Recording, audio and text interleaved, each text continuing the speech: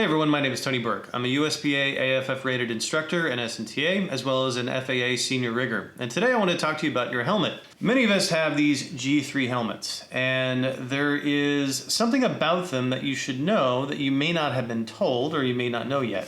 When you're not using them, when they're sitting in your closet or they're at the drop zone and they're just waiting for you to pick them up to go on a jump, the visor needs to be closed. The reason is when they're open, they have these things that they call springs, but they're really these little plastic circles right here. So this little plastic ring is what makes your helmet stay closed. When you're opening it, it's pinched.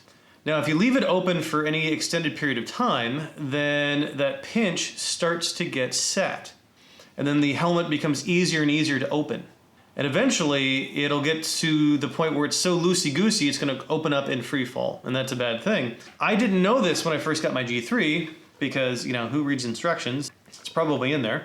And so I left it like this for extended periods of time, and about 300 jumps on this thing, and the visor just kept popping up and popping up and popping up. So I looked online, and I found the solution was to replace these springs, so I bought a kit from Shooting Star,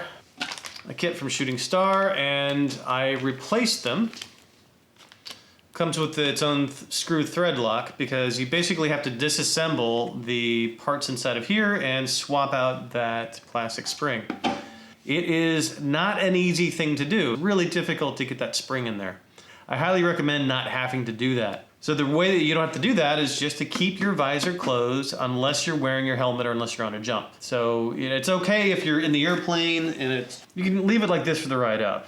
But when you're done with the jump and you put your helmet down and you're not going to pick it up for a little while, make sure that it's closed. To give you an indication of how much of a difference it makes in the longevity of those springs, I had to replace my springs at about jump 300, and I've now got about 1,500 jumps in this helmet, so for 1,200 jumps, I have not had to replace the springs, and it's still nice and tight. That's what she said. If your helmet is not in use, it's not on your head, keep the visor down. Your G3 is going to last you a lot longer amount of time. Now, as far as I know, this is not the case for the G4s. I think the G4 has a different mechanism. So this advice is only for the G3. If you know differently, please let me know in the comments. But as far as I know, this is only for the G3 helmet and not the G4. Presumably, this is also true for the G2 helmet. There's not too many of those out there that I know about, but it's probably the same thing. I'm not sure. I've not actually had to work too much. I've actually never worn a G2.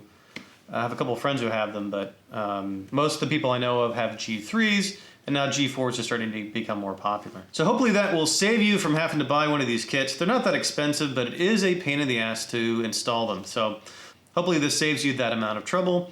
And thank you for watching. Again, my name is Tony Burke.